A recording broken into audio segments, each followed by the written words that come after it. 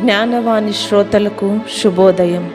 ఈరోజు మనం ధ్యానించబోయే అంశం జపమాల, దాని దైవీక మూలం.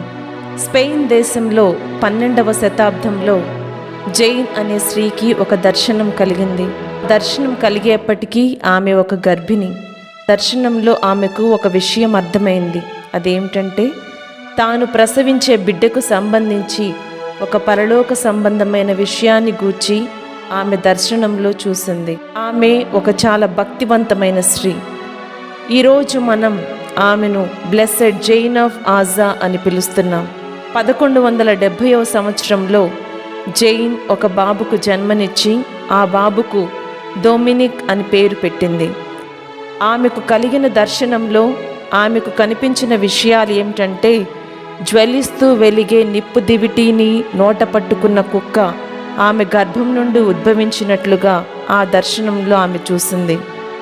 ఆ కుక్క ప్రపంచం అంతటా పయనించటం మాత్రమే కాక ప్రపంచాన్ని అగ్నితో మండిస్తుంది. తన కుమారుడు డొమినిక్ ఒక రిలీజియస్ ఆర్డర్ అనగా మతపరమైన సంస్థకు స్థాపిస్తాడని, ఆ సంస్థను ఆర్డర్ ఆఫ్ ప్రీచర్స్ లేదా డొమినికన్స్ అని అంటారని ఆ సమయంలో ఆమెకు ఏమీ తెలియదు. క్రైస్తవ మత సత్యాలను మరియు మరియ పరమరహస్యాలను ఉత్సాహంగా బోధించటం ద్వారా యేసు ప్రభువు పట్ల ప్రేమతో ప్రపంచాన్ని రగిలించటమే డొమినికన్ల లక్ష్యం. కాలక్రమేణా లాటిన్లో పదాల ఉచ్చారణ మూలంగా డొమినికన్లను తరచుగా డొమినికెన్స్ అని సంబోధించేవారు, అనగా డాగ్స్ ఆఫ్ గాడ్ అని పిలిచేవారు. తన తల్లికి కలిగిన దర్శనాన్ని నిజం చేస్తూ డొమినిక్ ప్రపంచం రహదారులు, అడ్డదారులు, స్వర్గపు వేట కుక్కల వలె ప్రయాణిస్తూ మత విశ్వాసం నుండి దారి తప్పిన వారిని పసిగట్టి వారి మనసులలో నుండి ఆ చెడును నిర్మూలిస్తూ మంచి విశ్వాస బాటలోనికి తీసుకొస్తున్నారు. అందువలననే సెయింట్ డొమినిక్ చిత్రాలలో ఎక్కువ భాగం సెయింట్ డొమినిక్ ప్రక్కన వెలిగే కాగడాతో ఉన్న కుక్కను చూస్తాము. చీకటిలో ఉన్న ప్రపంచాన్ని వెలిగించటానికి బ్లెస్సెడ్ జైన్ కుమారుడైన డొమినిక్ ద్వారా ప్రపంచానికి ఇవ్వబడిన ఒక అద్భుతమైన జపమాల. ఇక దైవిక మూలమును మనము పరిశీలించినట్లయితే 1208వ సంవత్సరంలో సెయింట్ డొమినిక్ అల్బిజెన్సియల తప్పుడు విశ్వాసానికి వ్యతిరేకంగా బోధిస్తూ కష్టకాలాన్ని అనుభవిస్తున్న సమయంలో జపమాల ఉనికిలోనికి వచ్చింది. అల్బిజెన్సియన్లు ఎవరు అంటే, క్రైస్తవ మత విశ్వాస సత్యాలైన యేసుక్రీస్తు జీవిత మరణ పునరుత్థానం యొక్క పరమ పవిత్ర రహస్యాలను తిరస్కరించే ఒక మత విశ్వాస వర్గం. సెయింట్ డొమినిక్ ఎంతో ఉత్సాహంతో వారి తప్పులను వారికి తెలియజేస్తూ మరియు క్రైస్తవ మత విశ్వాస సత్యాలను బోధిస్తూ తిరిగి వారిని సరైన విశ్వాసంలోనికి తీసుకుని రావడానికి తన వంతు కృషి చేస్తున్నాడు. అయితే ఎంత శ్రమించినా ఫలితం మాత్రం చాలా కొద్దిగా కనిపిస్తుండడంతో సెయింట్ డొమినిక్ దక్షిణ ఫ్రాన్స్లోని ఒక అడవిలో వడకం చేసుకుంటూ దైవిక జోక్యం అనగా డివైన్ ఇంటర్వెన్షన్ కోసం ప్రార్థించటం ప్రారంభించాడు. కథోలిక సాంప్రదాయం ప్రకారం దేవుని తల్లి అయిన మరియమాత ఆయన దర్శనమిచ్చి జపమాలను బహుమతిగా ఇచ్చింది. పవిత్ర జపమాల స్థాపకుడిగా ఎన్నుకోబడిన సెయింట్ డొమినిక్తో మరియ తల్లి ఈ విధంగా మాట్లాడింది: డొమినిక్, ఇప్పటి వరకు నీవు శ్రమల వలన చాలా తక్కువ ఫలితం పొందినందుకు ఆశ్చర్యపోవద్దు. బంజరు నేలపై శ్రమించాలి, ఎందుకంటే ఆ నేలపై ఇంకా దైవకృప అనే మంచు లేదా నీరు ఇంకా పోయబడలేదు. దేవుడు ఈ ప్రపంచాన్ని నూతనీకరించటం ప్రారంభించినప్పుడు తన దైవకృప అనే ఫలభరిత వర్షాన్ని ఆయన దయచేస్తాడు. సెయింట్ డొమినిక్తో మరియ తల్లి పలికిన పలుకులు శతాబ్దాల క్రితం దేవుడు యెషయా ప్రవక్తతో పలికిన పలుకులను గుర్తు తెస్తాయి.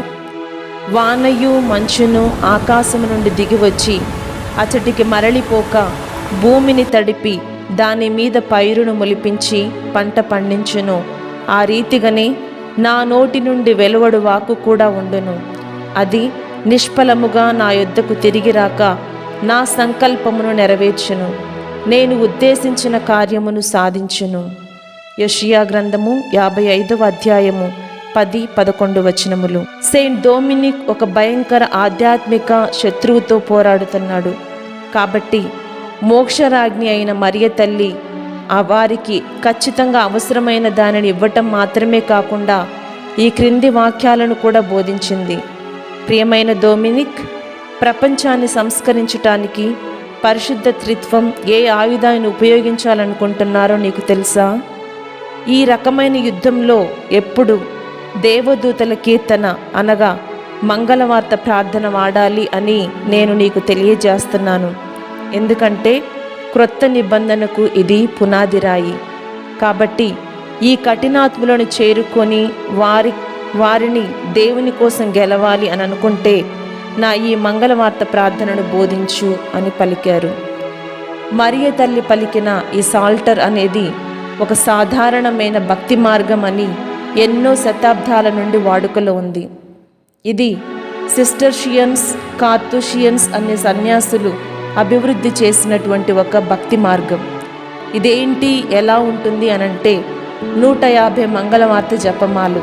ఈ 150 మంగళవార్త జపాలకు జపమాల రహస్యాలు కలపబడలేదు, ధ్యానాలు కలపబడలేదు. అది ఒక సువార్తిక సాధనం అని కానీ ఆధ్యాత్మిక ఆయుధం అని కానీ అనుకోలేదు.